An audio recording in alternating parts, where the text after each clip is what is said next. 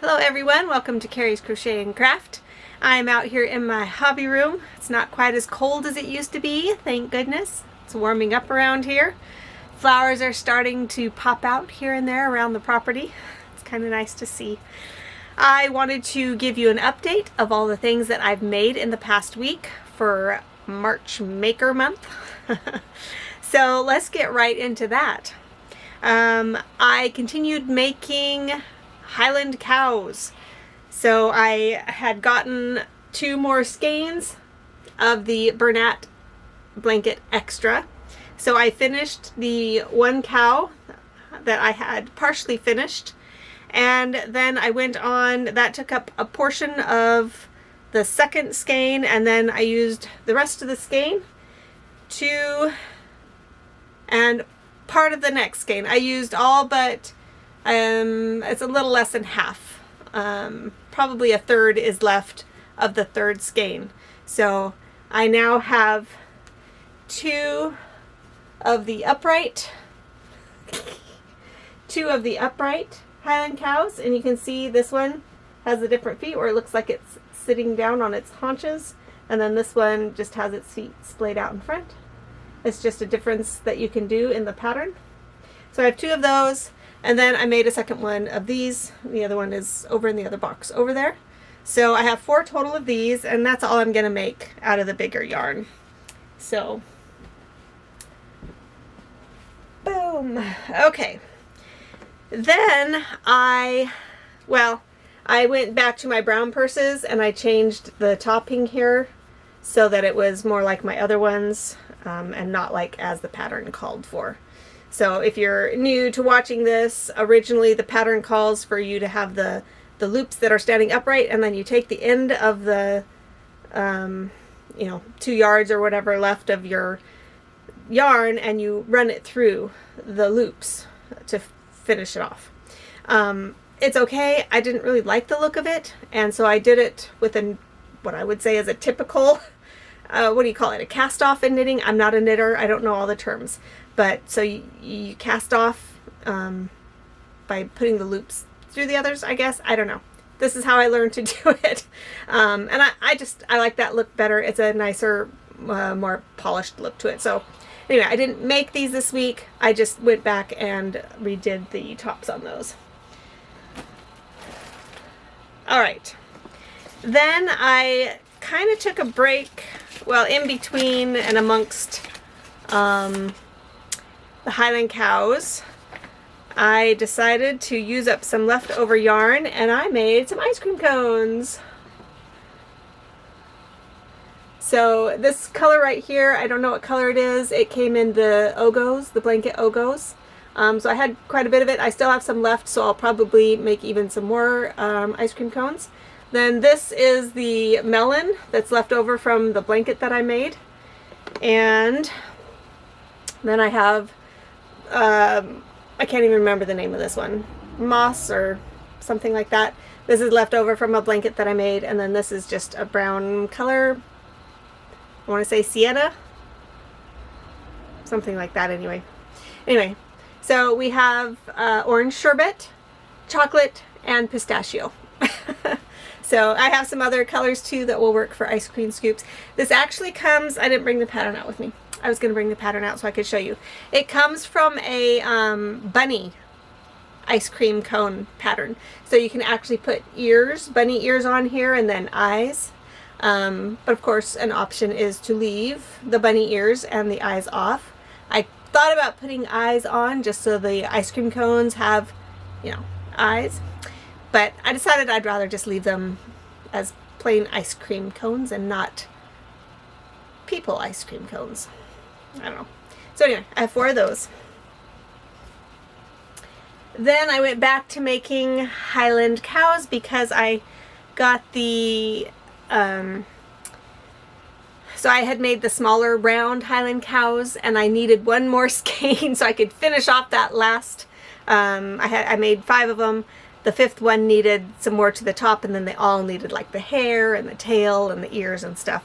So I had to buy another skein because of that. So I ended up finishing those off, and then I spent the rest of the skein and I made 5 of the sitting ones. And I made all of these the kind where the feet are at the bottom rather than out in front, because I really like that one a lot better.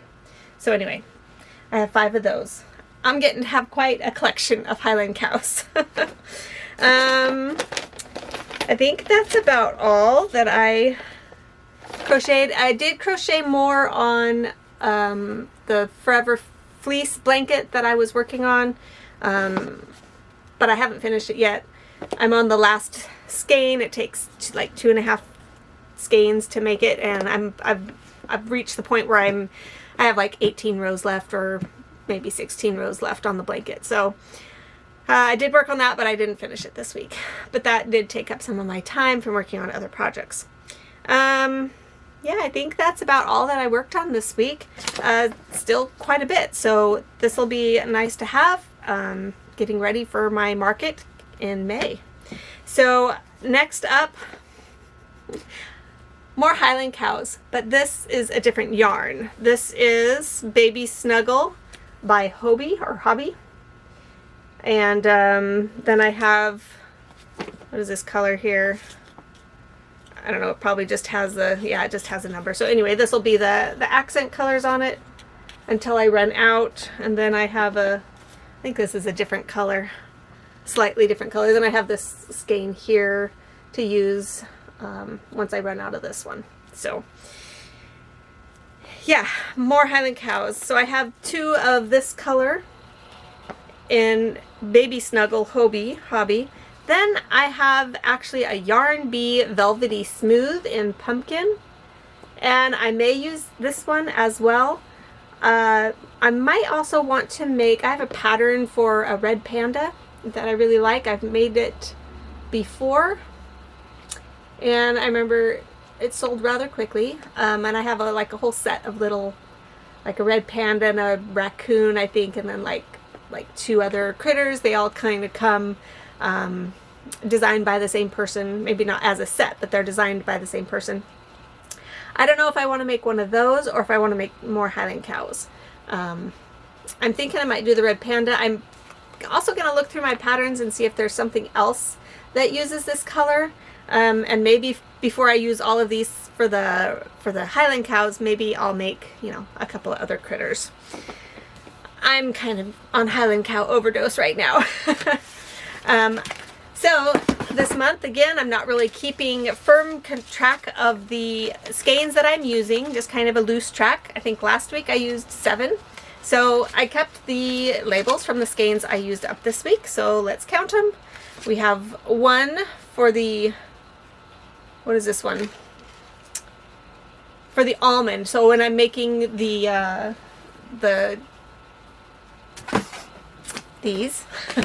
oopsie, sorry. The accent color I'm using is almond, and I was using the remainders of a skein that I used for making one of the blankets. So I ended up finally finishing up one of those skeins. And then we have here the orange leaf extra. Finished that off. And then this is, I think, the orange leaf in just the, yeah, in just the Bernat blanket. Then, what's this one? Another baby blanket here. Oh, this was the melon for the ice cream cones that I did. So, I completed 5 skeins. Oh no, I can't count. Let's try 4. I finished off 4 skeins this week. So that's cool, even though that's not what my goal was. It's nice to have used more skeins up. So,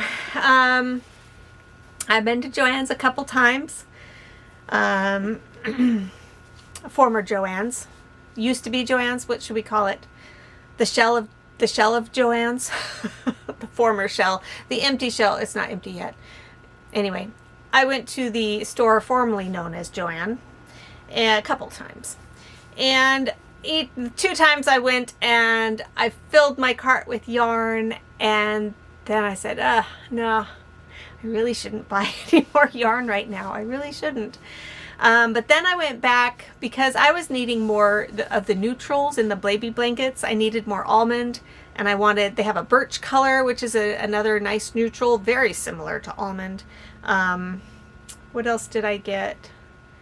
Oh, I got some here. I have it over. Sorry, I have it over here.